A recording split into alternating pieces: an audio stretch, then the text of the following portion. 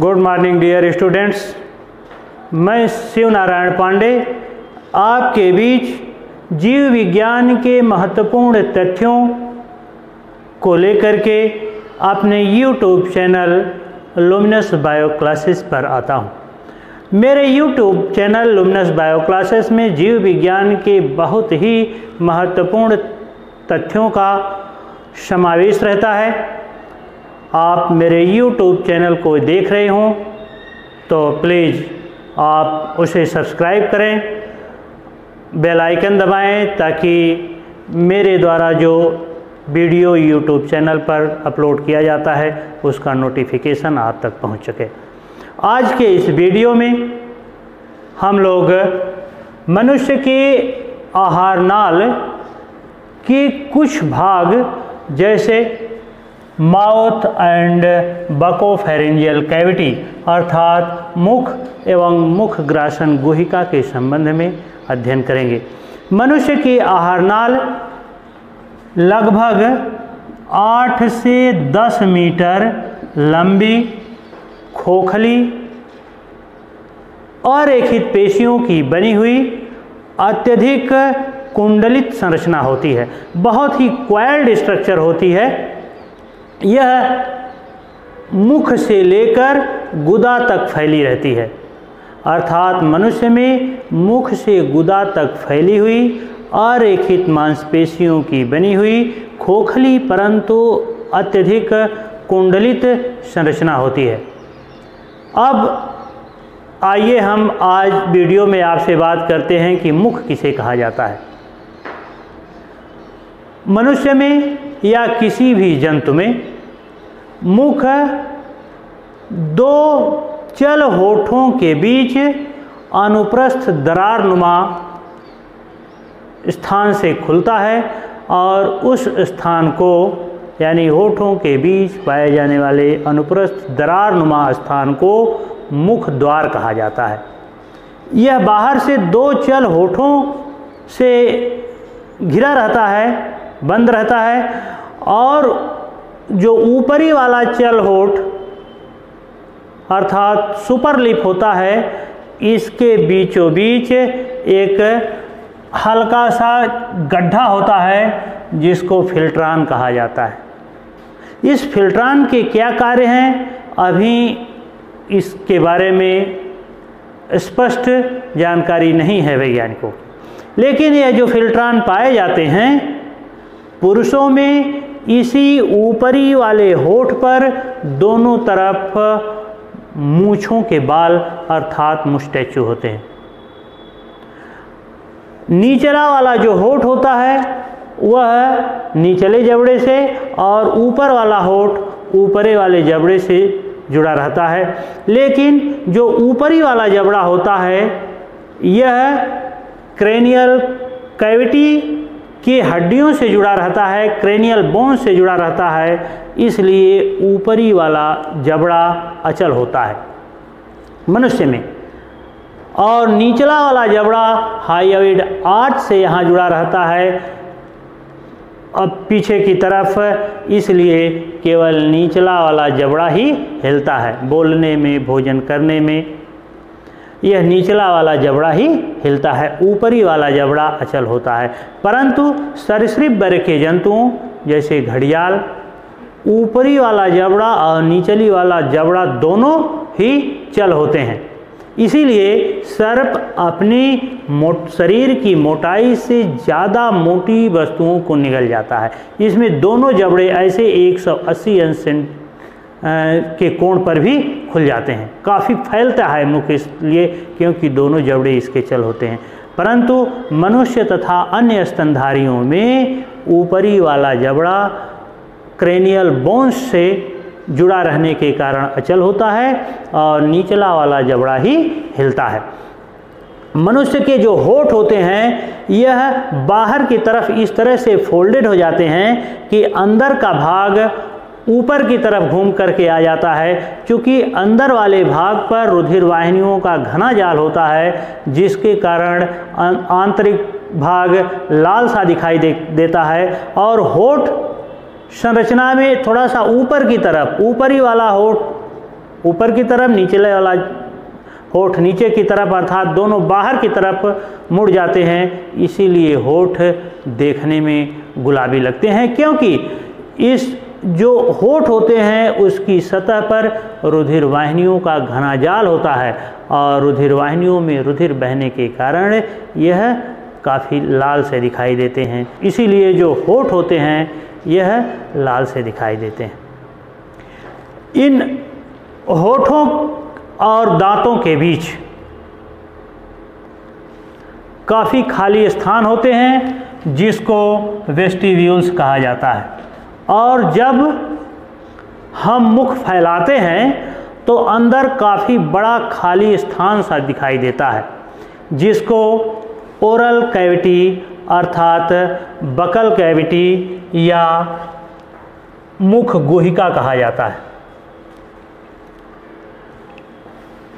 तो ऊपरी वाले होठ में हल्की सी छिछली खांच होती है जिसको फिल्ट्रान कहा जाता है। यह क्वेश्चन टीजीटी और पीजीटी में के लिए बहुत महत्वपूर्ण है। उसमें आता है कि फिल्ट्रान कहाँ पाए जाते हैं, तो फिल्ट्रान जो है ऊपरी होठ पर पाई जाने वाली हल्की खांच होती है। इसके बाद जब हम मुख फैलाते हैं तो अंदर काफ़ी बड़ा सा खाली स्थान दिखाई देता है और उसमें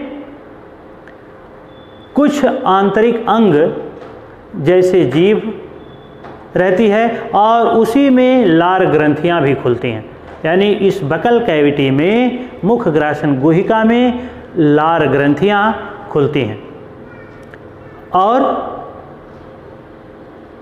होठ और दांतों के बीच जो खाली स्थान होते हैं उसको वेस्टिब्यूल्स कहा जाता है। दांत बार बार भोजन को काटने, फाड़ने और बारीक पीसने का कार्य करते हैं। चूँकि मनुष्य में जो पूरी बकल कैविटी है यह आगे की तरफ होठ से और दोनों साइड से गालों से ढकी रहती है, इसीलिए मनुष्य में मुख गुहिका में भोजन को चबाना काफ़ी सुगम रहता है।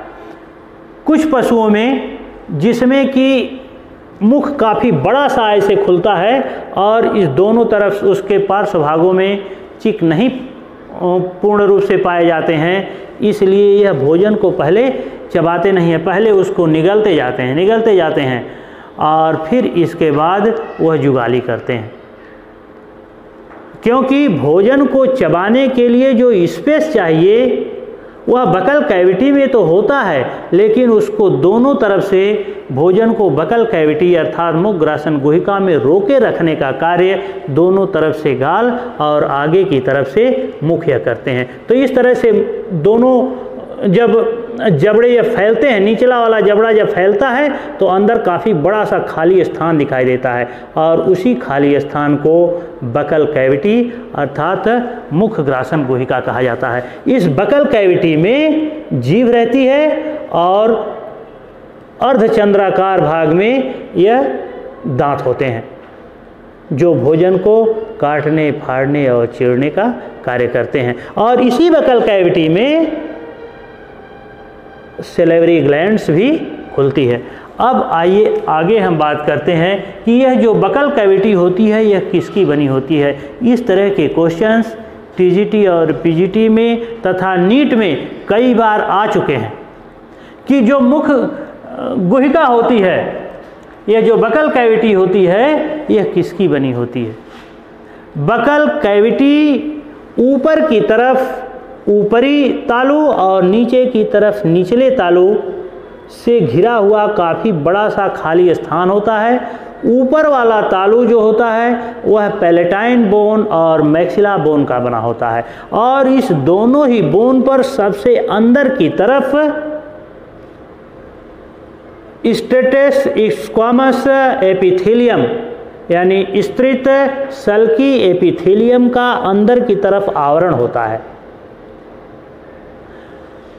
जो बकल कैविटी होती है इसका पूरा भाग स्तृत सल्की एपिथेलियम का बना हुआ आवरण होता है, लेकिन जो बाहर आगे वाला भाग होता है यह पैलेटाइन बोन का बना होता है और पीछे वाला उसका भाग मैक्सिला बोन के पैलेटाइन प्रवर्ध का बना होता है, लेकिन पूरा भाग सल्की एपिथेलियम से ढका रहता है। और जो पूरा भाग या जिस पर मेम्ब्रेन्स पाई जाती हैं, म्यूकस मेम्ब्रेन्स पाई जाती हैं, उसमें आगे वाला पार्ट की म्यूकस मेम्ब्रेन भ्रूण की एक्टोडर्म से और पिछला वाला भाग की म्यूकस मेम्ब्रेन भ्रूण की एंडोडर्म से बनी रहती है। इस तरह के ये क्वेश्चन आते हैं कि जो बकल कैविटी है उसका आगे वाला पोर्शन की उत्पत्ति किससे होती है, तो आप यही उत्तर देंगे कि अगले वाले मेम्ब्रेन्स, जो म्यूकस मेम्ब्रेन्स होती है वह भ्रूण की एक्टोडर्म से, और जो पिछला वाला भाग होता है वह भ्रूण की एंडोडर्म से बना होता है। उसकी उत्पत्ति भ्रूण की एंडोडर्म से होती है। जब मुख फैलाते हैं तो अंदर काफ़ी बड़ा सा खाली स्थान दिखता है जो बकल कैविटी कहलाता है, लेकिन दांतों और दोनों लिप के बीच जब ओठ ऐसे फैलाते हैं तो यहाँ इस दोनों की साइड के इस बीचों बीच ऊपरी और निचले होठों तथा इस मसूड़े के बीच एक फ्रेनुलम पाया जाता है। निचले वाले फ्रेनुलम को इंफीरियर लैबियल फ्रेनुलम कहा जाता है, परंतु ऊपरे वाले होठ को जो यह साधे रहता है मसूड़े से, उसको सुपीरियर लैबियल फ्रेनुलम कहा जाता है। तो यह जो लैबियल फ्रेनुलम होते हैं यह सुपीरियर लिप और इंफीरियर लिप दोनों के बीचों बीच इस तरह से एक संधायित्य का काम करते हैं, दोनों को साधे रहते हैं लिप को। जब इसके अंदर की और भी संरचना का आप अध्ययन करेंगे तो हमने बताया है कि जो ऊपरी वाले जबड़े की छत होती है, ऊपरी वाले जबड़े की आंतरिक छत होती है, यानी जब ऐसे मुख आप फैलाते हैं तो निचला वाला जबड़ा, ऊपर वाला जबड़ा, तो ऊपरी वाले जबड़े की जो सबसे निचली छत होती है उसी को तालु कहते हैं। लेकिन जो निचला वाला जबड़ा होता है उसकी जो छत होती है उसी पर जीभ स्थित रहती है, जो पीछे की तरफ हाइअविड आर्च से जुड़ी रहती है। दांत की संरचना, दांतों के कार्य और दांतों के प्रकार का अध्ययन हम नेक्स्ट वीडियो में करेंगे। यहाँ बकल कैविटी में पाए जाने वाले एक पेशीय संरचना जो जीभ होती है उसका भी वर्णन हम अलग से नेक्स्ट वीडियो में करेंगे। लेकिन जब आप ऊपरी जबड़े को देखते हैं तो उस पर कुछ अनुप्रस्थ प्रवर्ध दिखाई देते हैं। ऊपरी वाले जबड़े पर दोनों तरफ अनुप्रस्थ प्रवर्ध दिखाई देते हैं, यानी इस तरह से कहा जाए कि ऊपरी जबड़े की छत पर, जिसको ऊपरी तालु कहते हैं, उस पर कुछ अनुप्रस्थ प्रवर्ध दिखाई देते हैं जिन्हें आर्च कहते हैं। लेकिन यह आर्च दो तरह के होते हैं। बाहर की तरफ, आगे की तरफ की यह जो आर्च होते हैं इसको पैलेटोग्लासल आर्च कहा जाता है। पैलेटोग्लासल आर्च इसको इसलिए कहा जाता है क्योंकि यह पैलेटाइन बोन्स की आंतरिक सतह पर जो म्यूकस एपिथेलियम होते हैं, जो भ्रूण की एक्टोडर्म से विकसित होते हैं, उसमें फोल्ड होने के कारण यह बनते हैं। लेकिन जो नीचे की तरफ, इसमें अंदर की तरफ यह अनुप्रस्थ प्रवर्ध होते हैं, उसको पैलेटोफैरिंजियल आर्च, पैलेटोफैरिंजियल प्रवर्ध कहा जाता है। पैलेटोफैरिंजियल आर्च इसको इसलिए कहा जाता है क्योंकि इसी के बाद यह फैरिंग्स है और फैरिंग्स के पास यह भाग होता है पैलेटाइन बोन्स पर होता है लेकिन फेरिंग्स के पास होता है, इसलिए इसको पैलेटोफेरेंजियल आर्च कहा जाता है। जब आप बकल कैविटी खोलते हैं, मुख खोलते हैं, तो ऊपरी वाले तालू के साफ्ट प्रवर्ध, यानी ऊपरी वाला तालू के दो भाग होते हैं। आगे की तरफ का जो पार्ट होता है यह काफ़ी हार्ड होता है, जो पैलेटाइन बोन का बना होता है, जिसको हार्ड पैलेट कहा जाता है। लेकिन इसी का पिछला वाला जो भाग होता है वह मैक्सिला बोन के पैलेटाइन प्रवर्ध का बना होता है, और इस पर तो कुछ